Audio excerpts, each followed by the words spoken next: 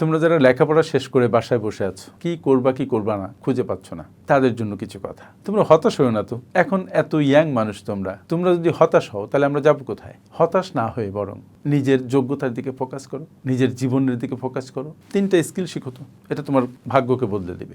Number 1 skill হচ্ছে video editing. কি পরিমাণ কন্টেন্ট ক্রিয়েশন এখন হচ্ছে, এবং সামনের দিন বলা হচ্ছে কন্টেন্ট ক্রিয়েশনের দিন।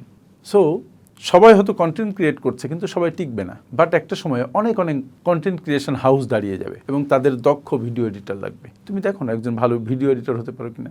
নাম্বার 2 স্কিলটা হচ্ছে সোশ্যাল মিডিয়া ম্যানেজমেন্ট স্কিল। আমাদেরই কয়েকটা পেজ আছে, কয়েকটা চ্যানেল আছে।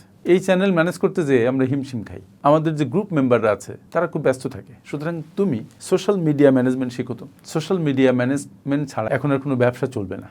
সুতরাং তোমার সোশ্যাল মিডিয়া ম্যানেজমেন্টের জ্ঞান তোমাকে সামনে এগিয়ে যেতে দুর্দান্তভাবে সহায়তা করবে। আর 3 নাম্বার যে স্কিল সেটা হচ্ছে কাস্টমার সাপোর্ট অ্যান্ড কমিউনিকেশন। প্রত্যেকটা কোম্পানির সোশ্যাল মিডিয়া উইং থাকবে, তাদের কাস্টমারকে সাপোর্ট দিতে হবে, এবং এই সাপোর্ট দিতে হলে কমিউনিকেশনের দক্ষতাটা থাকতে হবে। সুতরাং কিভাবে কাস্টমারকে সাপোর্ট দেয় এবং কিভাবে সুন্দর কমিউনিকেশন করতে হয় এটা শিখো। Thank you.